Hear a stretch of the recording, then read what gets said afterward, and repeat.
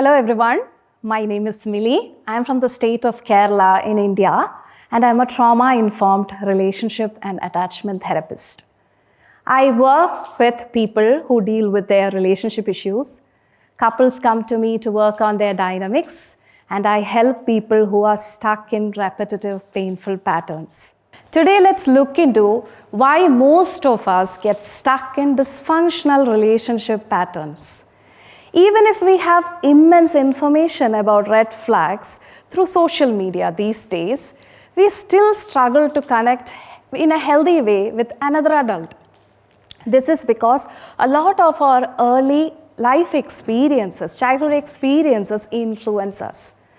How many of us have made peace with the pain and hurt that we went through as a child?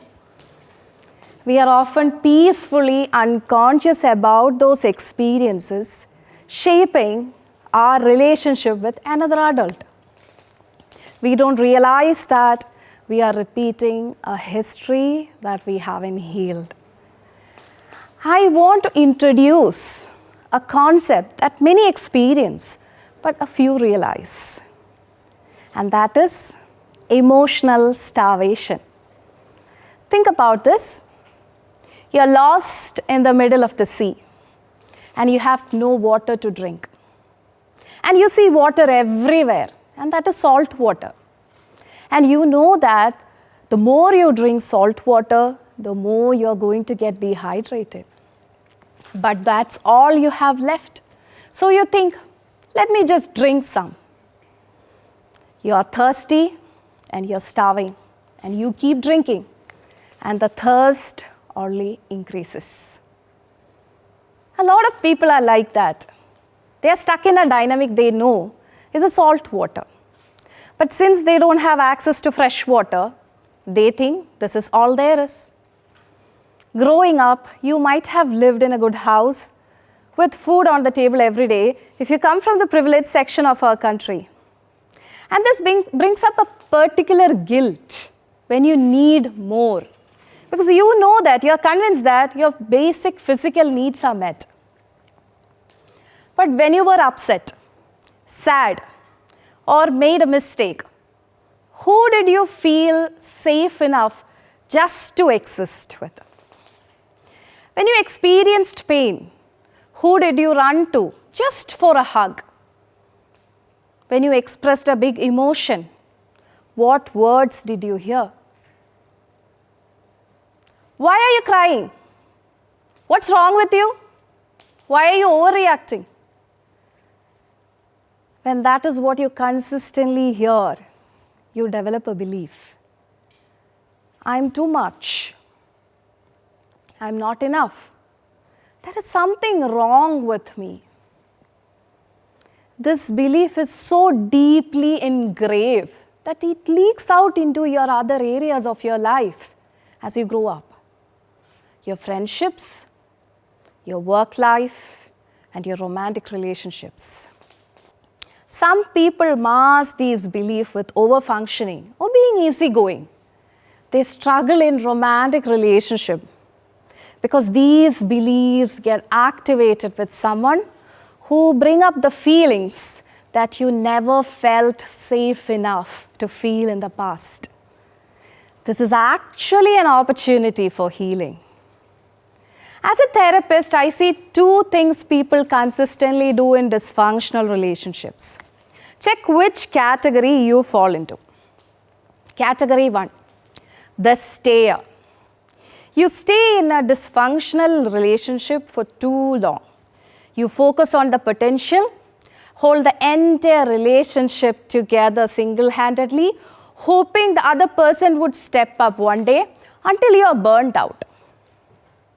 Category 2, the quitter.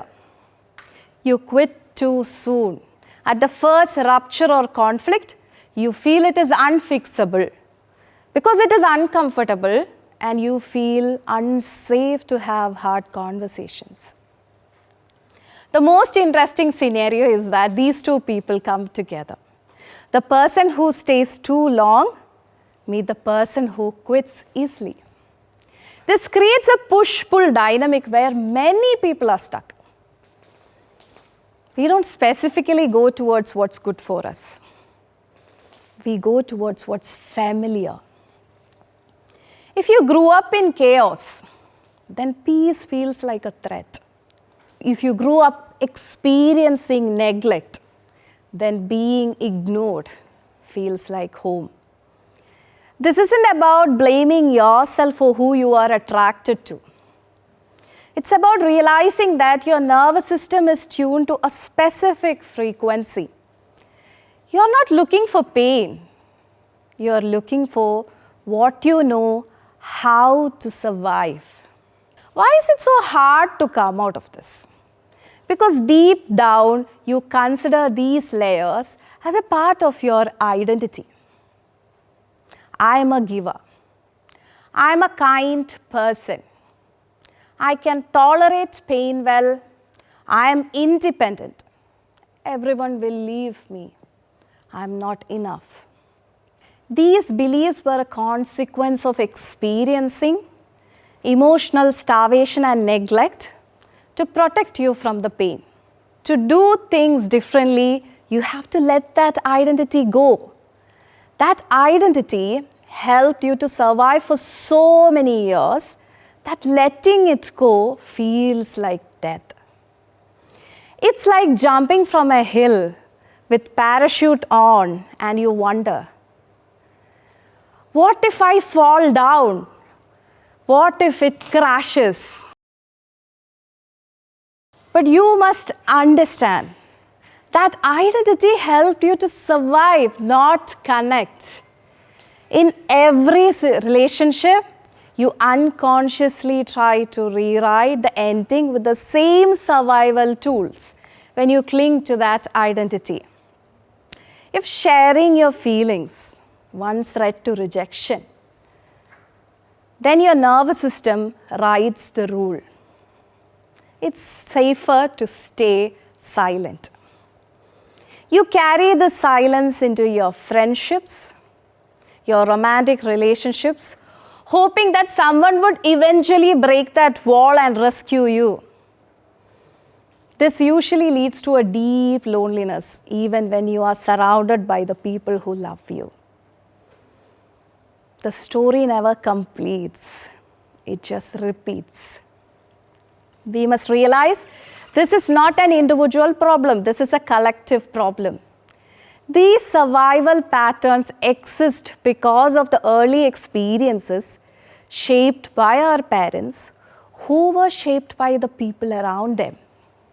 It goes on and on in cycles.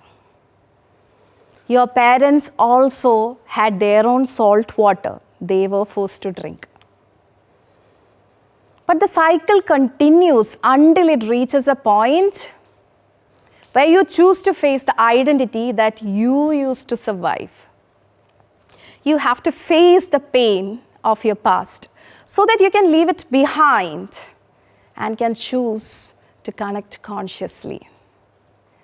We do this work so that the next generation doesn't have to survive in the relationship. We do it so our children don't have to armor up just to be loved. We do it so that they can have the fresh water we were denied. Most people keep choosing a familiar hell because they know how to deal with a familiar pain. Healing requires you to hold faith for the discomfort of choosing something unfamiliar.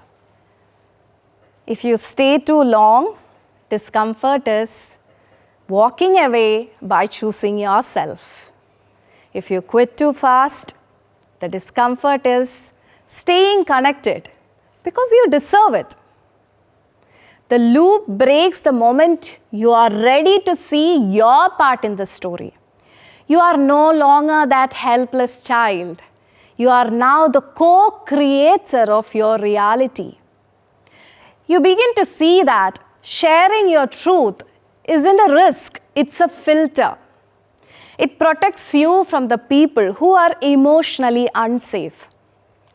You learn that while it isn't safe to share your truth with everyone, you now have the agency to choose your own source of safety. And this is how you finally complete the story. I leave you with this question. What are you currently doing over and over again in your relationships, hoping this time it would work, but always getting the same outcome? If you have the courage to choose something unfamiliar, you're not just saving yourself. You're breaking a chain that existed for generations. You're choosing to safely land into the fresh water that you always deserved. Thank you.